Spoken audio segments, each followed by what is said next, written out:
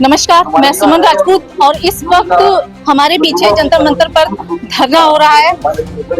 आज जंतर मंतर पर लोकतंत्र संरक्षण मोर्चा के तहत वोट चोरी को लेकर सरकार पर जो आरोप लगाए जा रहे हैं, जिसमें कांग्रेस नेता इमरान प्रतापगढ़ी शामिल हुए हैं, हमने उनसे क्या कुछ बात की, चलिए उसको सुनवाते हैं। सर, वोट चोरी को लेकर था कहने पूरे भारत का एक अभियान चलाया और यहाँ लोकतंत्र की आवाज उठाने यहाँ पहुंचे हैं। देखिए, राहुल गांधी जी ने जो मुहिम शुरू की है, धीरे धीरे वो आग पूरे देश में फैल रही है, इंकलाब खड़ा हो रहा है। और राहुल जी ने बिहार में वोटर अधिकार यात्रा के जरिए पूरे अपोजिशन को इकट्ठा करके, इंडिया ब्लॉक को इकट्ठा करके जो संदेशा दिया है, उसका ग्राउंड पे बहुत अच्छा मैसेज है।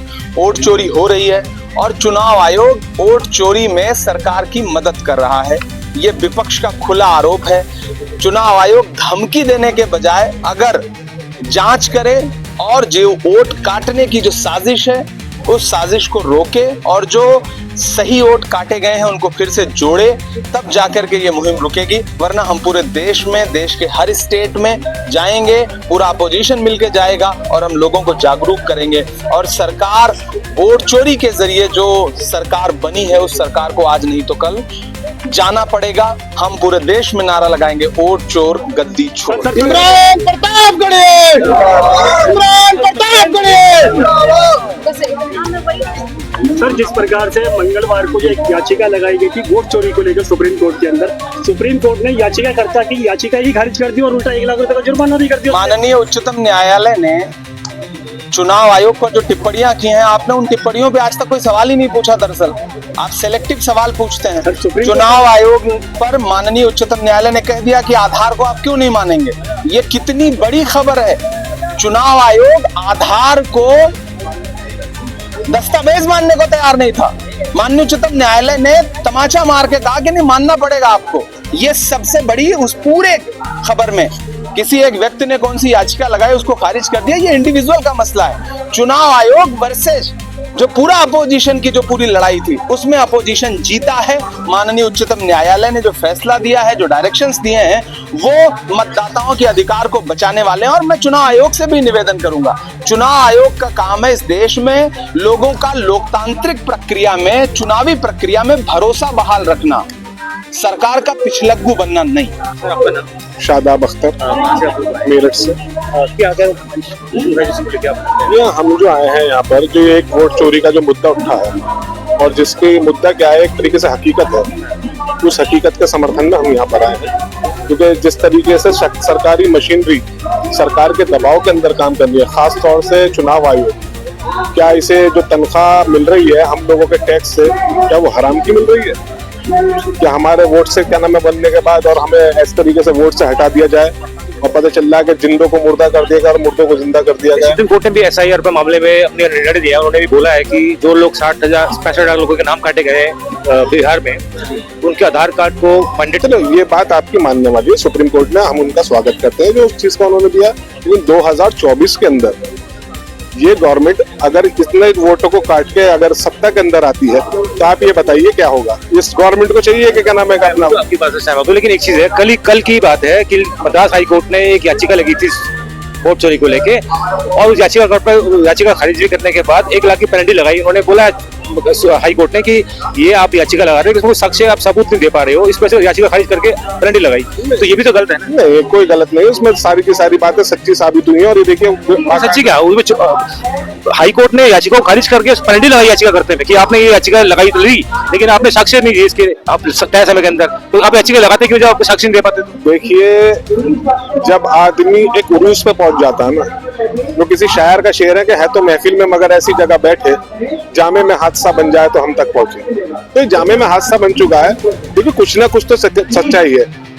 धुआं वहां उठता है जहाँ चिंगारी होती है। आपको सहमत हूं। सर, एक चीज देखिए कि इस देश के अंदर कांग्रेस भी 50 साल सत्ता में रही, इसमें प्रधानमंत्री से लेकर प्रधान तक उनका अपना रहा है, तो क्या उसमें भी निष्पक्ष न्याय बहुत ही चुनाव करके दिया? तो उस टाइम पर भी तो किसी ने आपके खिलाफ आपको कहा कि वोट चोरी हो रहा है? नहीं, देखिए, हमने अब क्या बात बताई है, हुआ है जब आदमी एक सत्ता के शिखर पर पहुंच जाता है ना, तो उसे जो नीचे की जनता है वो भुनके की तरह नजर आती है। क्या कांग्रेस कभी शिखर पे नहीं रही? कांग्रेस शिखर पे रही है। उस टाइम पर क्या ऐसा नहीं लगा कि आपको चुनिए? अब देखिए कांग्रेस के टाइम पे वोट चोरी का तो हमने आज तक कोई ऐसा मामला सुना नहीं। विपक्ष ने उठाया नहीं मामला? वो विपक्ष उठाना चाहिए था। कहता हम लोकतंत्र में विश्वास करते हैं, इस वजह से हमने इस बात को बोला नहीं। नहीं ऐसा नहीं है, कुछ नहीं। नहीं सर, मैं आपकी स्टेटमेंट आई है कि हम लोग पर विश्वास करते हैं, हमने चुनाव आयोग में क्यों आरोप लगाए? क्योंकि वो तो एक संवैधानिक संस्था है, वो जिस तरह सुप्रीम कोर्ट है चुनाव आयोग उसका काम है, अपना वो कर रहा है। भाई सुप्रीम कोर्ट का जो काम है वो कर रहे हैं, लेकिन सुप्रीम कोर्ट भी कहीं ना कहीं एक तरीके से मातहत क्या नाम है सेंट्रल गवर्नमेंट के उसमें आता है।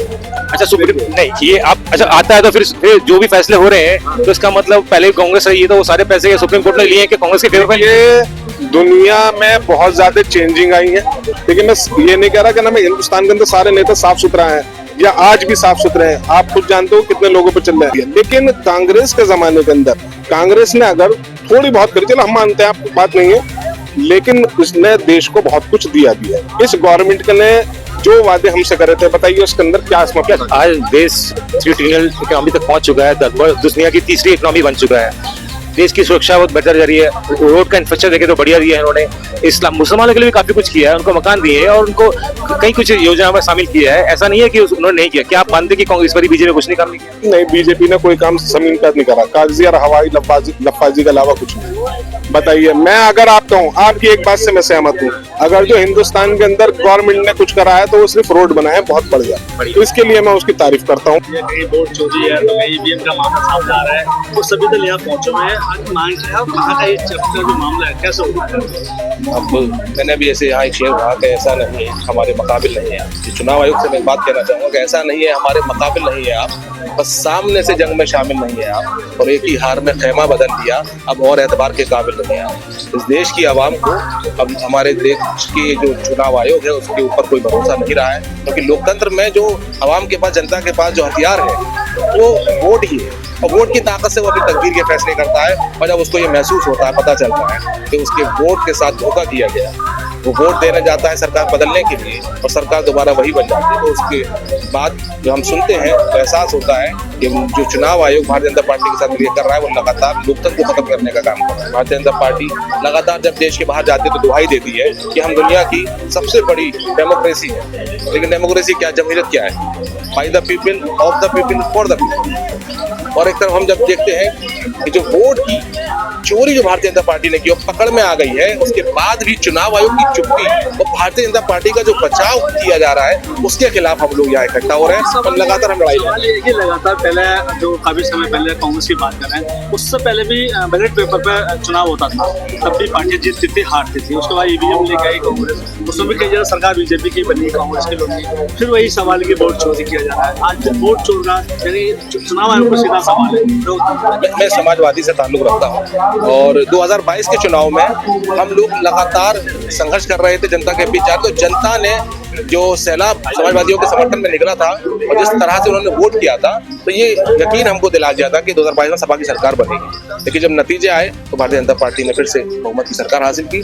लेकिन जब हम लोगों ने तहकीक की बारीकी से चुनाव में जो हमारे वोटर लिस्ट का इस्तेमाल किया गया, उसमें जो हमने देखा कि साजिशन भारतीय जनता पार्टी के साथ मिलकर के समाजवादी पार्टी के पीडीए के लोगों का वोट काटने का बीजेपी ने किया।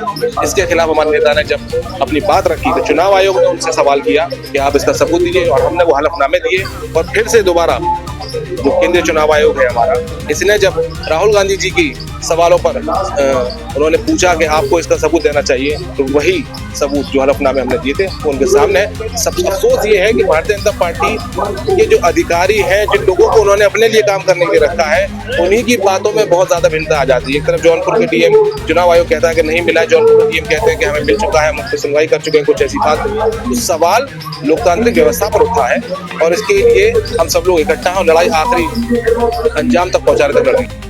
वोट चोरी को लेके अभी तक जो आरोप लगाए गए हैं वो अभी तक आधारहीन साबित हुए हैं। मामला अभी सुप्रीम कोर्ट में है। आज इस प्रदर्शन में भी जो आरोप लगाए गए हैं उनमें कितनी सच्चाई है ये आने वाला समय बताएगा।